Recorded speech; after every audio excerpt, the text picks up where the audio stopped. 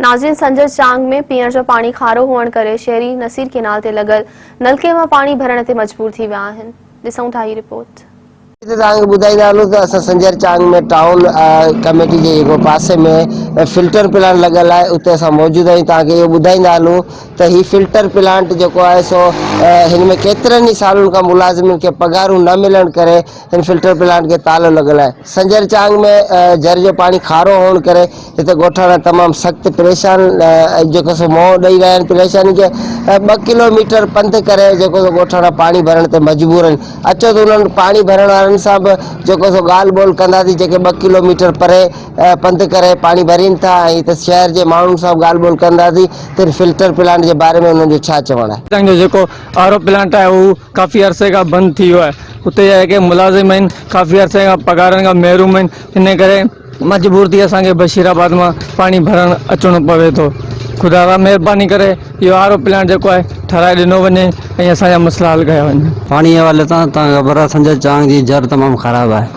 हिते असां 2 किलोमीटर परे पंधु करे पाणी भरणु वेंदा आहियूं।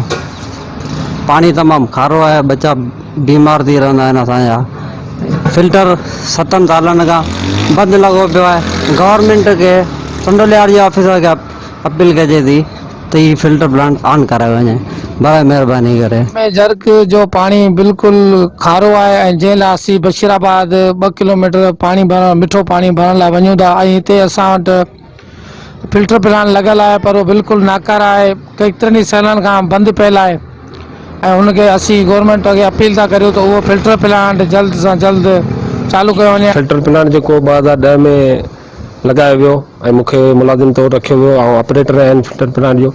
ऐं उन खां बाद में जेको 7-8 महीना असांखे पगार जेको हथो हथ जेको असांजो इंचार्ज हुन जे तरफ़ां ॾिनी वई, ऐं उन खां पोइ जेको आहे सो उन्हनि का बि सार न लधी। उन खां बावजूद बि मूं 7-8 साल हिन खे हलायो आहे।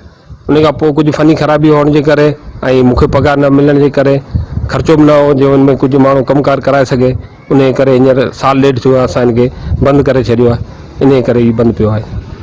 हेल्थ खे असां AC साहब खे, DC साहब खे, चेयरमैन साहब खे, हर माण्हू खे जेके बि आहिनि उन्हनि वटि असीं विया आहियूं। असां उन्हनि खे चयो आहे, पर कुझु माना अञा जेको तदारुक कोन थियो आहे।